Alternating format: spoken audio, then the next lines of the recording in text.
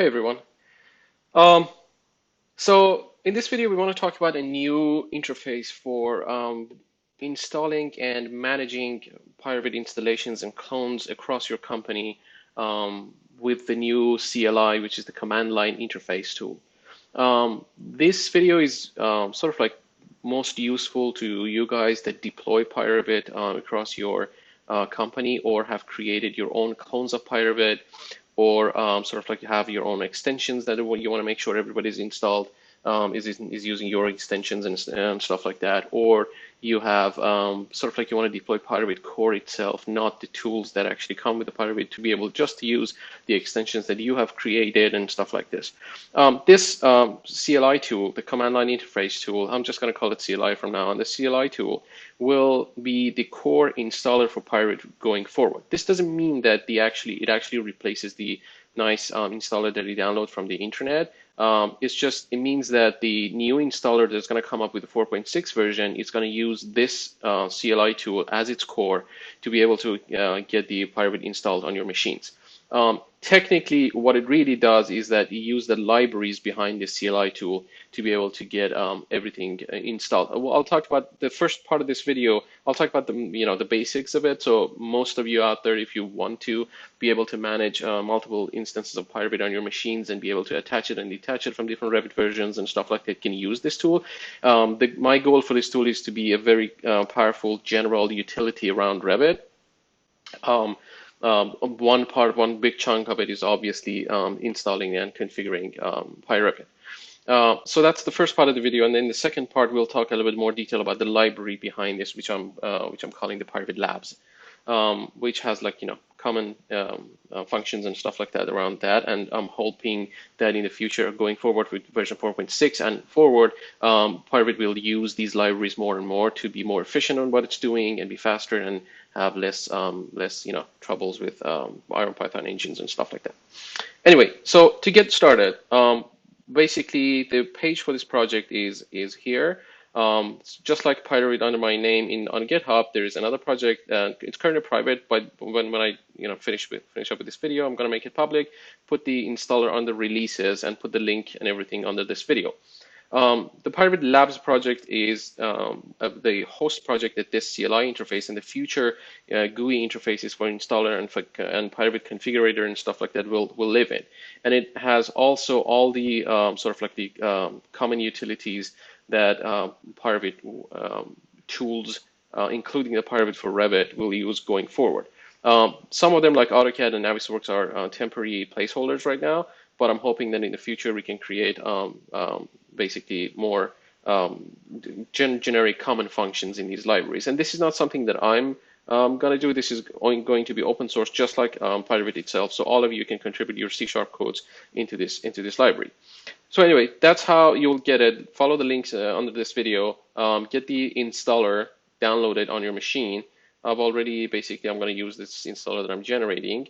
The version is 0.1, which is the beta version. The main purpose of publishing this right now is to have you guys, whoever that's interested, download it, test it out. It doesn't meddle with the existing PyRevit installation that you have. So you could install other PyRevits using this and sort of like test it in your development environment and everything else. It requires you to have the .NET Platform 4.7.1 and the .NET Core 2, but the installer, the advanced installer company has been really generous to give me a free license for the PyRevit open source project. So I've created that. There's a project I've created a project for this under the prerequisites and the launch conditions. I've defined the .NET Core Runtime 2 and then the 7.1 using the web installer. So if you don't have these installed on your machine, the installer will actually is capable of downloading those at installation time and installing it on your system. If that doesn't work for you, just let me know, and this amazing advanced installer will actually allow me to basically download these installations and embed it inside the PyRevit CLI installer. Right now it's about 10 megabytes, 9 megabytes. If I include those in it, it's going to be around 100 megabytes.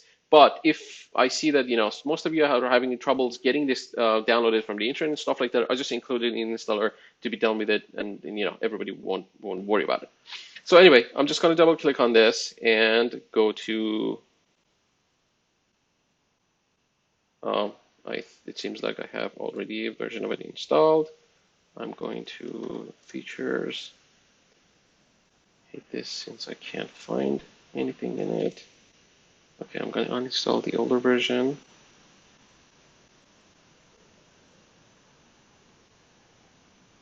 And you can see it's a fairly simple, you basically saw the uninstall progress, just like the older PyRevit.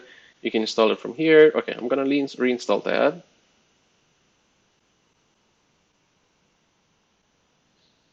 And it checks whether the .NET Core is installed, .NET Platform 4.7.1 is installed, and everything else, and it installs it if it's required. So by the time you're done,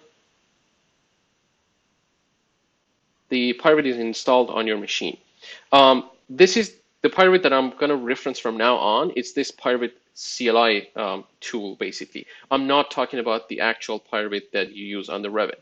I know they have the same name, but it kind of like made the most sense to me to use a simple name so you can type it up in the command prompt pretty easily. The goal is that all of you that have multiple users across the company can deploy this tool to their machines, and just from then on use the existence of this tool on their machines to basically configure and do anything you want around PyRevit. One of the other things that it does is that at installation, it actually it creates a shortcut to update PyRevit inside your start menu. So if I click on it, and I'll show you how the update works, it basically updates all the installed basically PyRevit clones on that specific machine. So in order to ask somebody to update PyRevit, you could also ask them to just open start menu and search for update PyRevit and just click on it, and it would update the installed PyRevits. So let's actually talk about what this CLI tool is. So basically what it is, it's a tool that is called, I have to close this and open it again.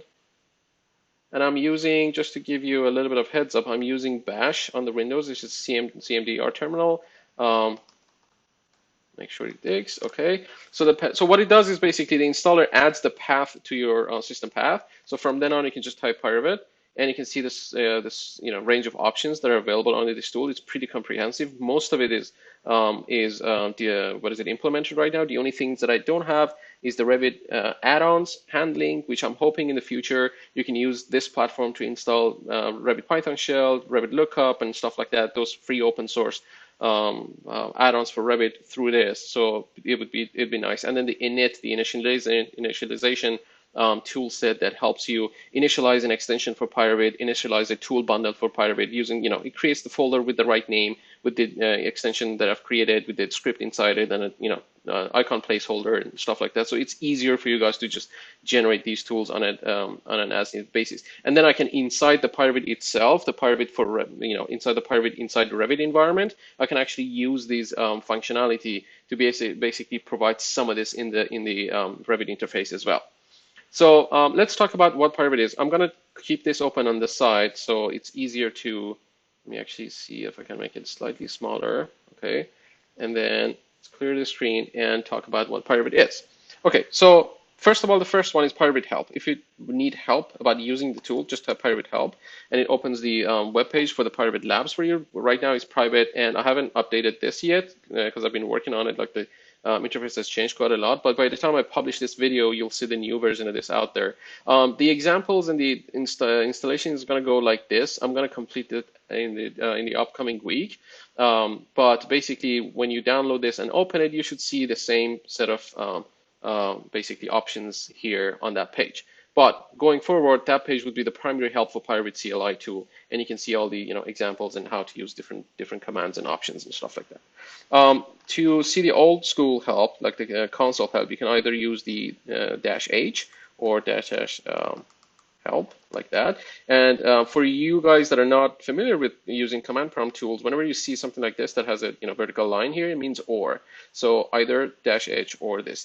There's a shorthand and a longhand version of the version of that command. So you can do that, and it basically prints out all the options and help and everything else. And then to see the version of the PyRevit tool that you're using, use -V or --version, and it tells you that's the version of the PyRevit tool that you're using. PyRevit, you can access multiple different resources around PyRevit using this tool as well. So PyRevit blog, for example. It opens the blog, or PyRevit, like for example, I don't know, YouTube channel. It opens the YouTube channel for PyRevit. So these options are available for that. PyRevit environment, we'll get to it. Let's talk about installing the clone and everything else around it.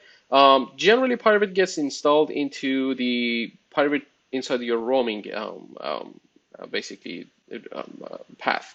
I'm going to show you. This is completely customizable by you guys. But just to get started, I've actually configured this PyRevit to use it sort of like a stripped down version of PyRevit just for the video, so it's faster.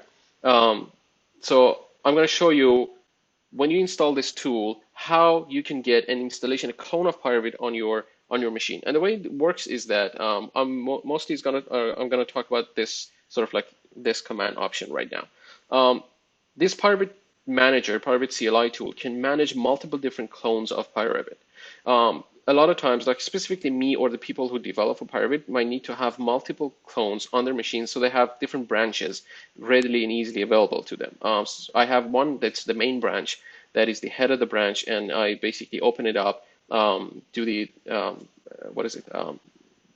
they make the changes and stuff like that, and push it back to the master. And I have another one that's my develop. Instead of constantly switching back and forth between these, especially in the Windows environment with the folder locking and file locking and stuff like that, it's not as easy as you would want it to be. So it kind of helps to have multiple different clones. And then a lot of times, like specifically for me, I'm supporting a couple of other companies with their PyRevit tools as well. So I have like multiple different versions of PyRevit which I've used across these companies cloned on my machine, and I need a very easy way of sort of like switching between these. And switching between these means that I have to change the add-in manifest file inside the Revit to be able to basically point it to different PyRevit clones that I have, and that's one of the other functionalities of this PyRevit CLI tool.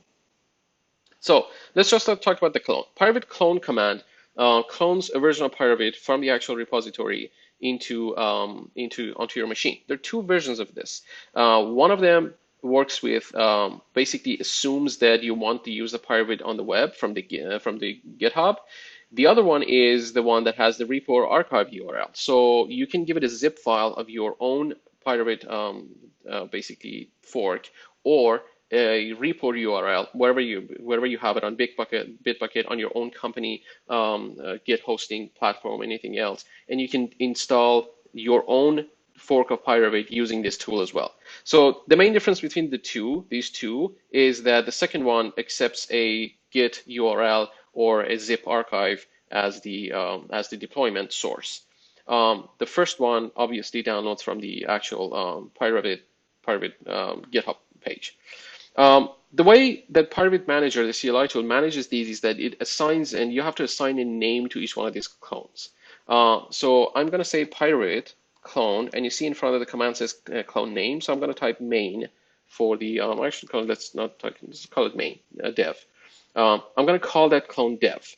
And when I hit enter, PyRevit CLI tool, I'm going to call it PyRevit CLI, actually creates the PyRevit folder directory, and it starts cloning PyRevit from the GitHub repository into that directory. So that's typically what the previous installer would do. So just PyRevit clone dev will clone whatever the head of the branch is into that user machine. So if you have this line inside one of your batch scripts that you want when the user is first starting on a new machine, you can just have it in there as a startup script. It clones the PyRevit. You can use all the other commands and stuff like that around the PyRevit CLI to configure the PyRevit on their machines and be done with it. And as you can see, it creates the PyRevit, creates a template configuration file. I'm going to open that if it's not already open. Okay, it's already open here. That's the base for the configuration file. It doesn't write any other things in it. It saves its own information that it needs for future references inside the environment section. So for example, clones dev is that. So it remembers that clone dev lives at path from now on. So from now on, using any other of these commands, you can just, instead of clone name, you can just give it the clone name that you install it. And basically, maybe you want to change the branch that clone is sitting on. Maybe you want to attach to Revit on that. And I'll display how, and I'll show you how all this works. So basically, with PyRevit clone dev, we just install PyRevit on our machine. Now, if I say PyRevit clones, it would list the series of clones that I have. So registered clones, and let me actually switch to a different theme so it's easier to see. Registered clones, full repos, dev at that directory.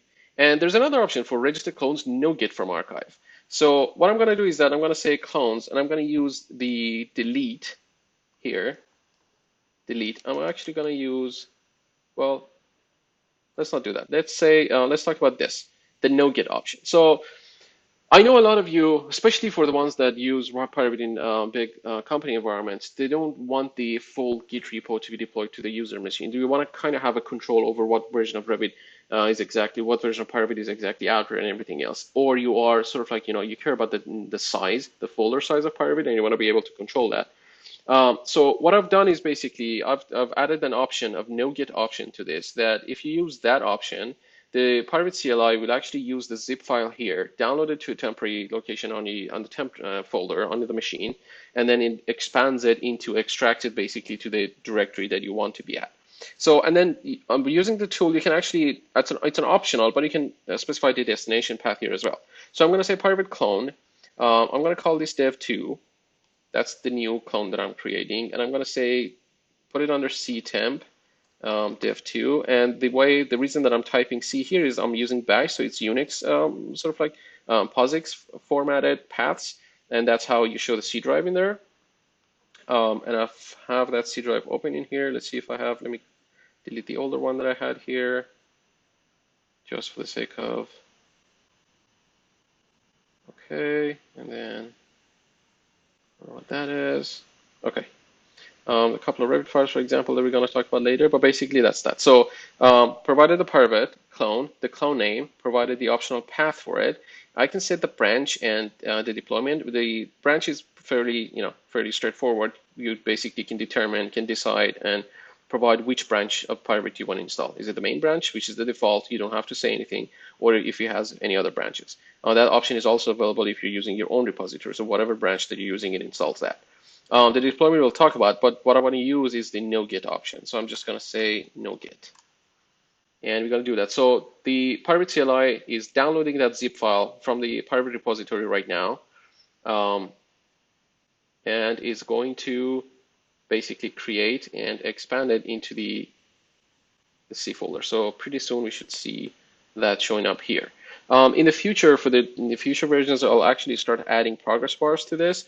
One of the challenges is that I'm using the Git tool a lot of times for this. So I have to learn still how to manage a proper progress bar around a complex task of like, downloading a file, extracting it and stuff like that, just to know, I have to determine how much that process is going to take and whatnot, and start creating nice progress bars for this. Generally, by default, the PyRevit CLI tool is very quiet. It doesn't really print out anything unless you specifically ask it to. So basically, it expanded it into the template folder, and it also cleans up after itself, so you don't have to worry about it. It's done. That development environment, the full repo is here, and if you notice, there's no .git directory, because this is not a Git repository. It's a copy of the repository at that point that it downloaded from the internet using the no Git option. Now, this is also sort of like a full, so it has the docs folder, the release folder, the side packages and stuff like that. And you might really not want to have all this stuff. I'm going to use delete here, and we'll talk about this delete. Delete, I want to delete dev2. See that, that'll go away. We deleted it from the repository. So I'm going to install it again, but in this time, I'm going to set up the branch that I want to install, which is going to be the develop branch of PyRevit. And the reason that I'm going to do it right now, because there's a new feature in PyRevit repositories basically, that is called the deployment configuration. So if I go inside, let's say which one of these PyRevits I can actually use, let's talk about this. There's a new file inside the PyRevit repository, it's called the PyRevit file. If you open that file, there is a set of configuration inside it. We'll talk about most of it later, but this is what we really want to talk about right now. PyRevit can configure different, you can actually use this feature in your own repositories as well, as long as the file is called PyRevit file. PyRevit is capable of defining different deployment types for PyRevit. So the core deployment only deploys the bin directory, the PyRevit lib directory, and the side packages. the base also has the extensions. So the difference is that the extensions has all the basic tools, which are not available in the core. The core is very good if you want to deploy PyRevit, but only using your own extensions. You don't even want to deploy the actual PyRevit tools that's available. So in order to use this, I'm going to say deploy, which is one of the options here on this, and I'm going to say deploy the core only using the no-git option.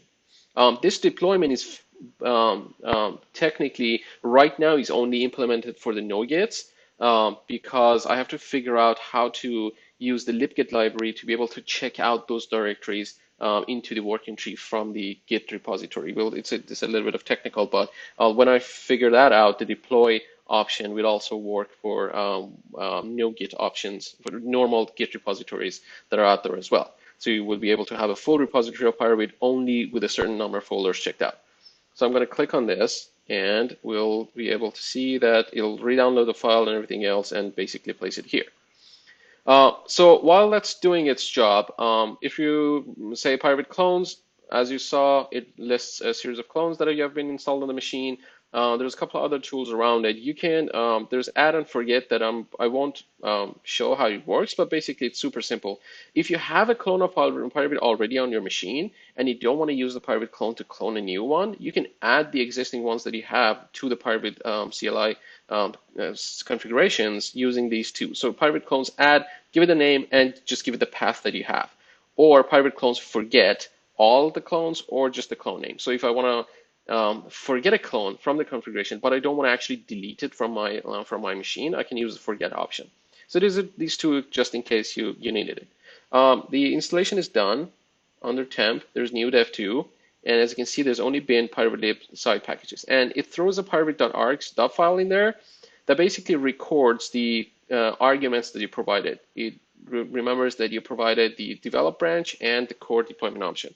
So this is helpful for next time that you want to update this developed clone.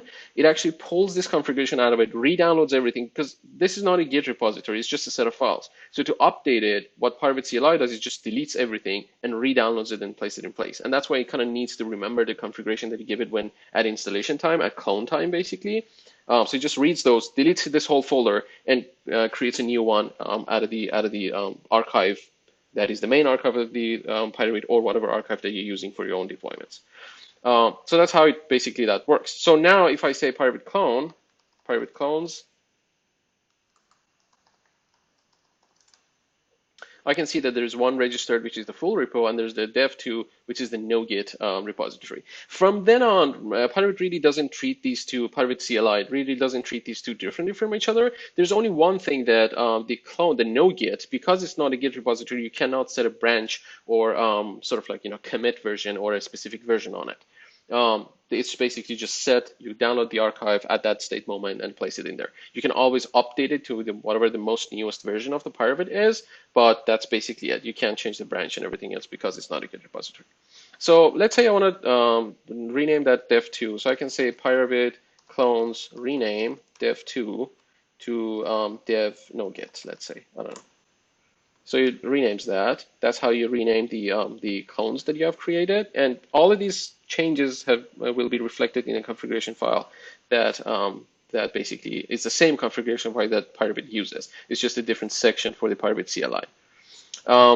So that's that. And then rename, delete. If you want to delete any of these, you can just use delete all. Will delete all of them. If you provide the clone name, you delete that clone only, and you have the option of providing the clear configs, and it clears all the .ini configuration files on that machine.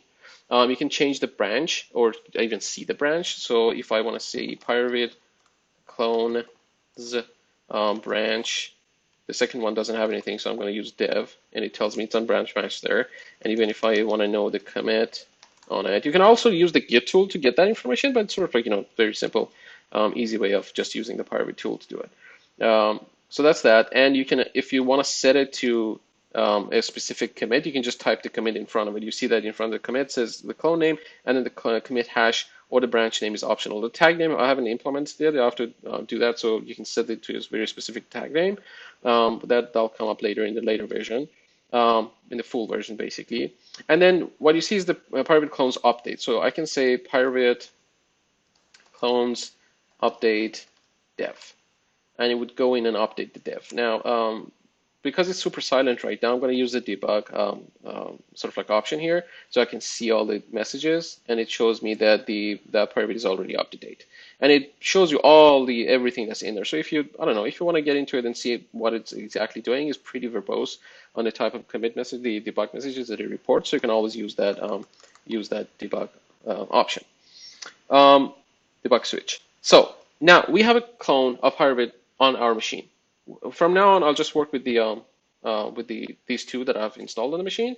Now I want to assign. So PyRevit is cloned on your machine, but it's not attached to any of the Revits anymore at this point. So I'm going to say PyRevit detach. And if I follow the command pattern, you have to specify the clone name and then say what engine version do you want to use. Typically, you might say latest. Latest with the 4.6 is going to be IronPython 278. So if you do want to use 277, just specify the engine version, which I'll demonstrate. And then the Revit year for that Revit version that you want to attach to, or all. And whether you want to attach it in all users or the local user. All users is the program data directory for the add-in files, add-in manifest files, and the non-all user is basically the app data. So I'm going to say attach dev with engine 277 to all the Revits that I have installed on this machine.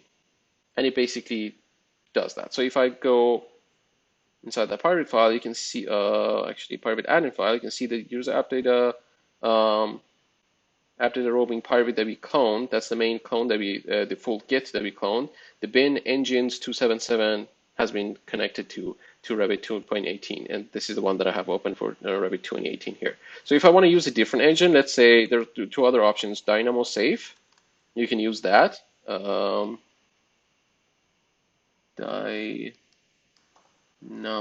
Safe, you can use that and use the 273, or you can say that you just want to use the latest engine.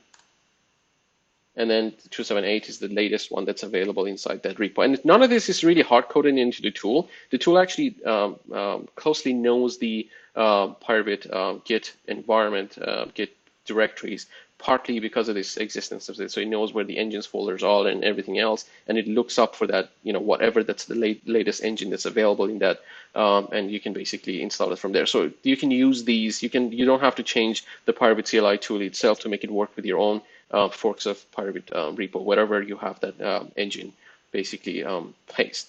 So that's how you attach to Revit. So now next time when I launch Revit, PyRevit is already attached to it, it loads, and everything's fine.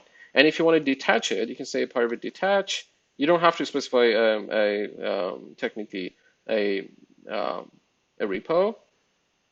And I can say PyRevit detach, and I'm not sure if it's been in there. Yes, okay, so it detaches everything from there. Where is it? Oh yeah, it's here.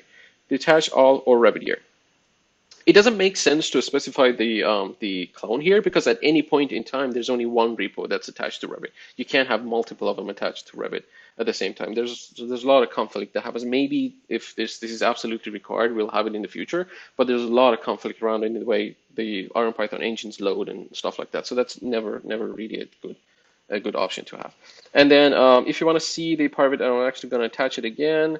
And if you want to see the PyRevit attached, you can just type that, and it tells you that PyRevit is attached to Revit 2018.3.1. That's on your system using the CloneDev, and same thing with 2014 update release 3. And if you notice, it closely recognizes what kind of Revit version you have on your machine.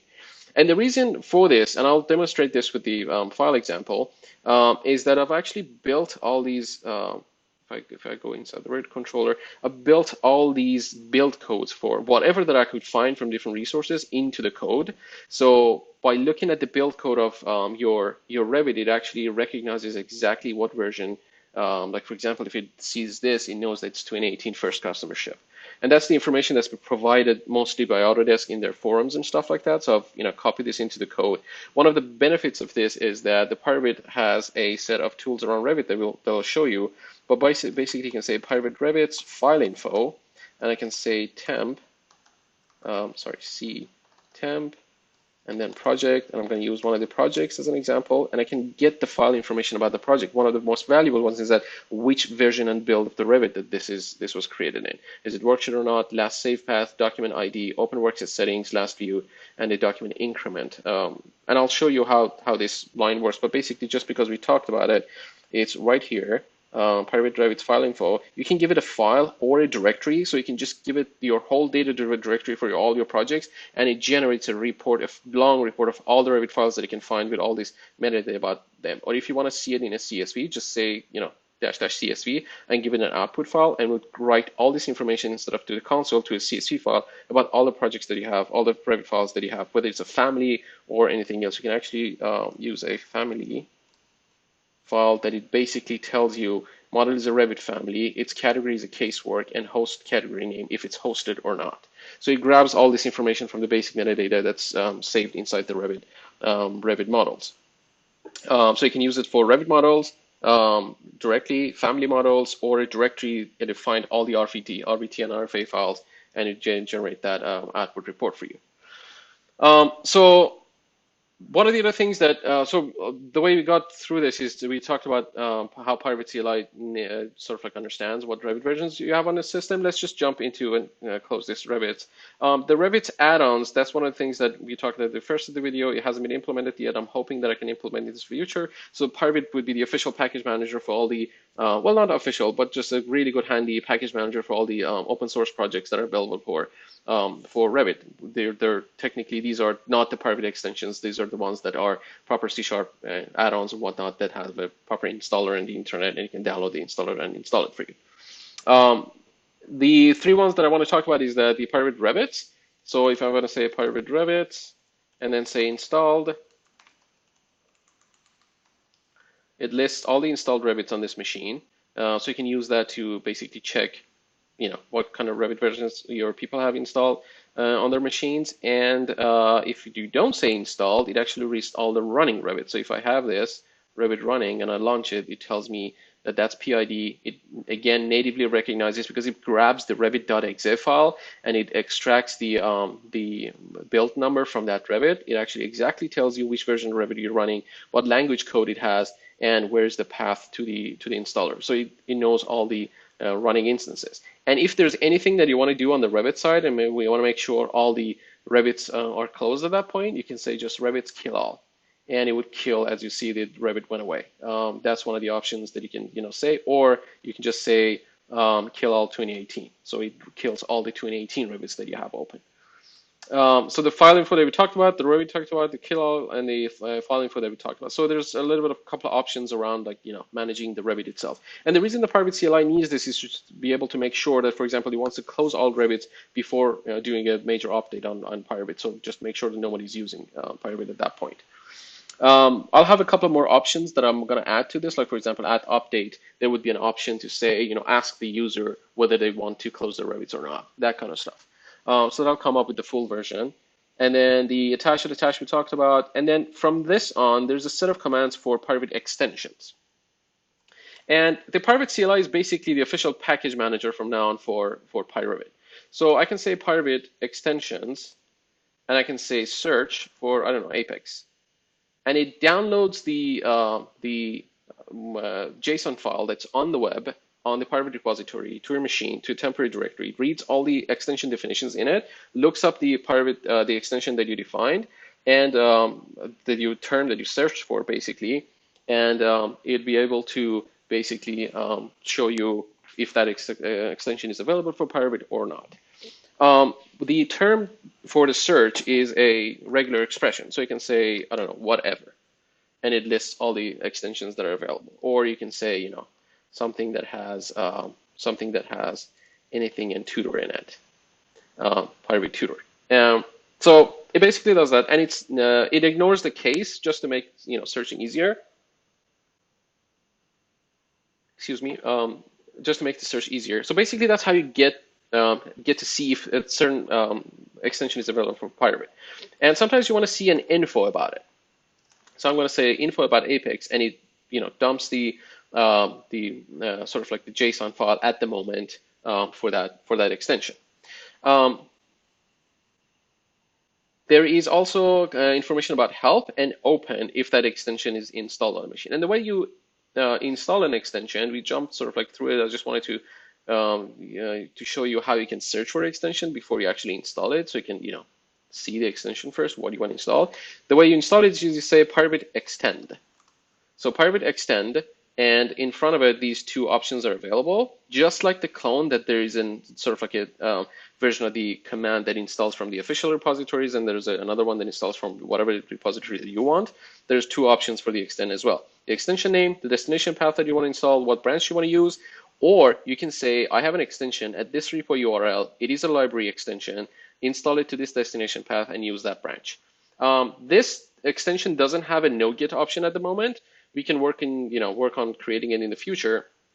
But basically, right now, it only installs from Git repositories. And the reason for that is generally the PyRevit extensions are super small, and it's sort of like easy to have them thrown on GitHub and whatnot. They're not that big. So PyRevit extend, I'm going to say Apex seed. I don't have to write the full name of that extension. Just PyRevit Apex into C temp, and it would install that for me there. And what it does is that it actually goes into the PyRevit configuration under the extensions, and it adds that path to user extensions as well. And the reason that we saw all of these stuff is because I launched Revit and sort of like pre-configured all the other parameters. But basically, you could only, the reason that the rest of them showed up is because we launched Revit. But basically, you would see only the, while you're using it, before you actually launch Revit, you only see the options that you have configured. And then the user extension, that ctemp, has been added to it. So next time when PyRevit launches, it makes sure that that sort of like extension will be loaded. And then the Apex C temp extended, it's installed, and we can go inside the C temp and see that pyapex.extension has been installed there with all its content and beauty. That extension installed, I can say PyRevit extensions, and see a list of that might have a bug in it, but basically that'll show you a list of, that basically shows you a list of extensions that have been installed on your machine. I'll fix that before I actually publish this. And then, so that's this, PyRevit extensions. Search we talked about, info help open. I can say PyRevit extensions, this might not work. Info, or actually open. Let's see if it's installed. And it opens the, well, yeah, that's the, you can't get the path. But basically, it basically opens that extension for you. You can just, like the clones, you can delete it. You can modify the paths for the search path for the extensions. You can configure this here. Let's see if that one works. Extensions, paths. Okay, so the ctemp is there. I can maybe add a path to it. You can add forget or forget all. So I can add, I don't know, and it wants to make sure, all the paths that you provide, generally it checks the validity of the path just to make sure that it exists. So I'm going to just, for the sake of the example, I'm going to add this path to it. And then if we go inside the configuration, we should see that configured as well. So next, when I say paths, I'll see both of them. The PyRevit CLI tool is pretty smart about like the changes that could be done to the configuration. So if you just go in and manually add a path in here and it doesn't exist, next time you PyRevit CLI tool, it actually clears it out, and it sort of like verifies every time the path, every time it reads them and whatnot. And then the extensions, you can set enable and disable. So I can say enable Apex. So that PyRevit extension, I made sure that's enabled. The PyRevit Apex.extension disabled is false. Added into the configuration file. That's there. And then the update is here. PyRevit extension update all, or the extension name. You can just say, PyRevit extension update. You want to update that extension. And see, throughout all this time, I don't really type the full extension name. As long as I know the technical search time that it gets me to that extension, I don't really have to do the full type of the extension name. That's basically whatever that's around the extensions, but except for this part. PyRevit extension sources is a system for, if you're familiar with Homebrew on Mac OS, sources, let's type this again here. PyRevit you can configure different sources for extensions to PyRevit. The default one is this, which lives under the PyRevit repository extension.json. But you can add additional sources to it. You can add a single JSON somewhere on your network, or a JSON that's somewhere in the internet that the PyRevit CLI tool can download. So if you add more additional sources of these JSON files that define the certain number of extensions that you have within your company, or within an environment. I don't know, some people out there might go in and develop 5 different extensions for PyRevit around MEP tools, and they can deploy their own sort of like extension, that JSON that defines those fine, what is it, the MEP extensions on the internet, and direct their users to add that source to their PyRevit CLI tool to be able to search for those extensions and install those extensions. So sort of like it's very similar to Brew tap tool that is available on Mac OS as the package manager. So you can tap into different sources for extensions other than the default one to get the extensions installed. This is super helpful if you want to have extensions installed your own organization and stuff like that. So the way to add it is you can say sources add, and I'm not going to add it here because it's going to verify that the path actually exists. But basically you can say add forget a source JSON or a URL. You place it here, it adds it to the sources, and you're good to go. And next time when you say PyRevit extension search, it searches all these different resources. The Revits we talked about, the inits are going to come in the future, but basically, as I said, you can set up different templates and whatnot. For the caches, the PyRevit saves these caches inside the PyRevit app data folder. So if you don't want to see those and you want to clean up before installing a new PyRevit or whatever, you can say PyRevit caches. Actually, it's clean, I think. Oh yeah, caches, clear all, and I'm going to clear all the caches. They'll go away, they get deleted.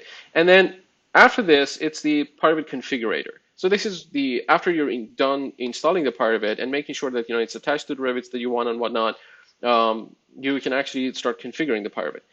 So you can say PyRevit config, and I'm going to start from here, like logs, for example, PyRevit config logs, and I'm going to clear out these configuration here just to show you how this basically works. PyRevit logs, set it to verbose. PyRevit configs logs verbose. So it configures the PyRevit for verbose logging, or you want to say, let's say, check updates. PyRevit configs check updates enable, and this enable and disable is shown in front of it. It's optional, as you can see.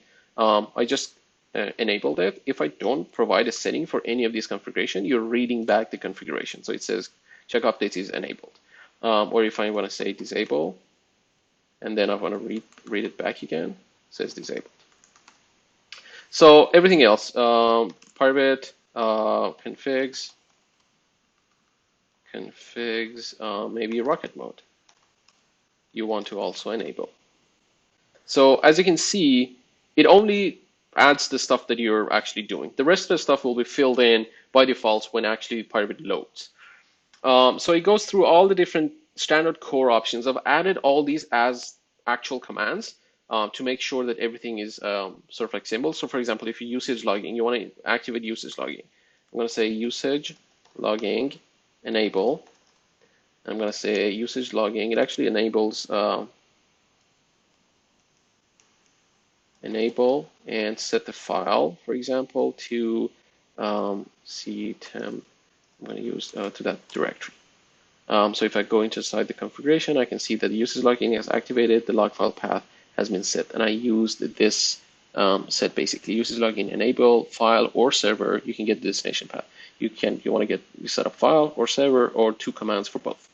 And then you can disable it from there. Output CSS, you can provide the CSS path or read it back. And then when you're done configuring PyRevit, I'm assuming that one of the most options is that you log in on a startup script to user's machine using the system user.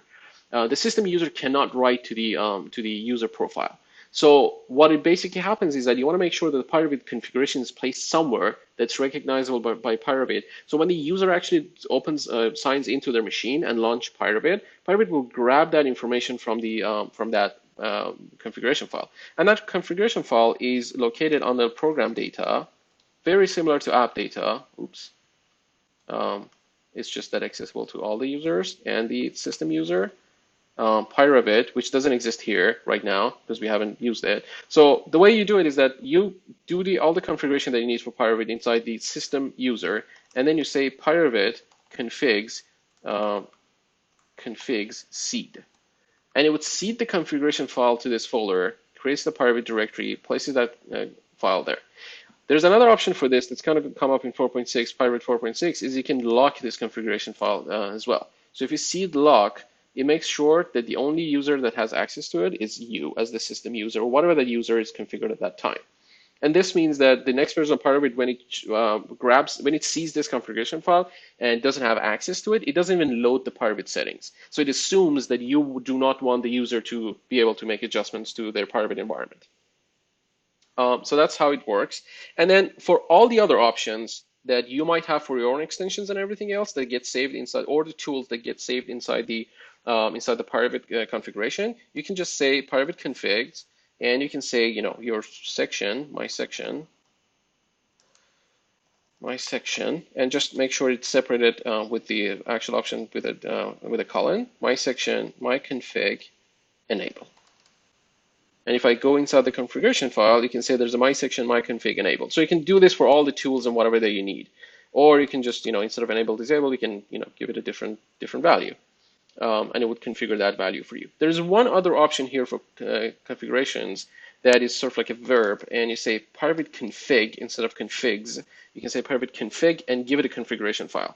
And it would basically copy all that configuration file in the actual main config file that you have. So you can hold a template somewhere, and you can just say PyRevit config, just copy this from there, from that location into the user profile, so that you can do that. Super simple. And that's basically everything that's been implemented right now for PyRevit. We talked about most of these stuff. It's almost 45 minutes that we are even talking about this. I'm really hoping that you guys can start testing this and just let me know what other options and whatnot that you want to see. It's a super handy tool for managing the PyRevit environment. At the end of this video, I want to talk about a little bit about the PyRevit Labs that I mentioned at the start of the video.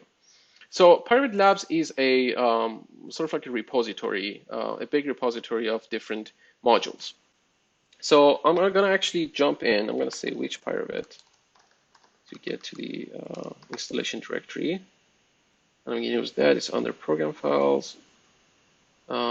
See program files. Oh, actually, I have to fix the path. That's fine. I'll do that. The company is saved as my name.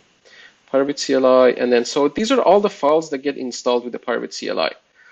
If I search for PyRevit, you see there's a series of DLLs that have the PyRevit Labs in their name.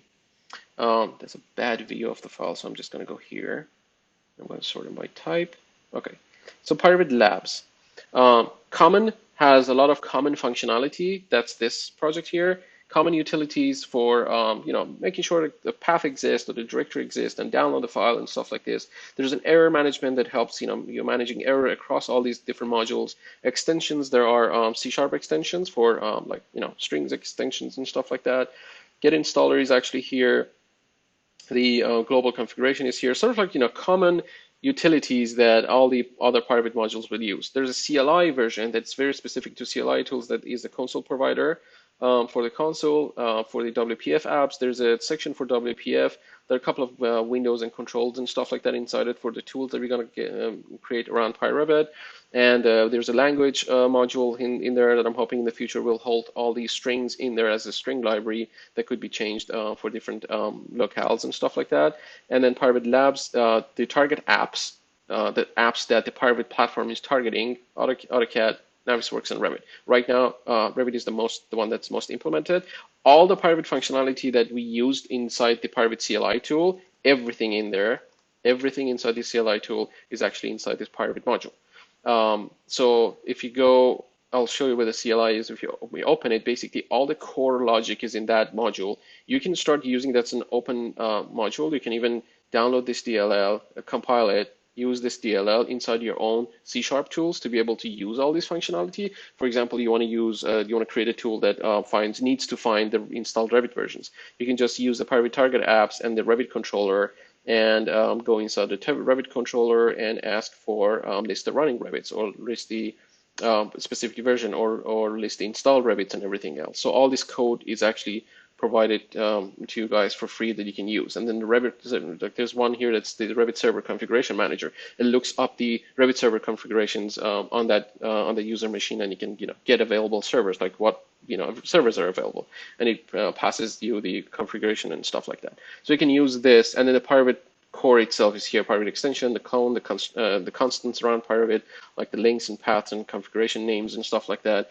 the enums for different purposes, log levels and whatnot, and then the PyRevit exception and extensions and everything else. That's that module. And the PyRevit manager is this really sort of like the overarching tool that manages the PyRevit environment. One of the views, one of the aspects of this tool is the CLI. In the future, I'm going to work on the WF version of this tool that's going to be sort of like a proper nice installer. I'm not sure if I still have it in there. Yeah, it's going to be like, look like a very nice installer for PyRevit that is actually capable of customizing the configurations and stuff like that. So the first attempt at this project is to develop a really robust, powerful CLI tool that you can use inside your environments and stuff like that. And also the next one would be a more user-friendly windowed GUI interface that installs PyRevit and configures it on the machines and whatnot.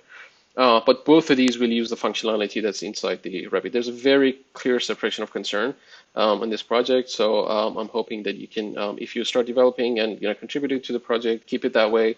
And if you have better ideas of how to manage the stuff and put them in place and whatnot, just let me know. So that's almost about it.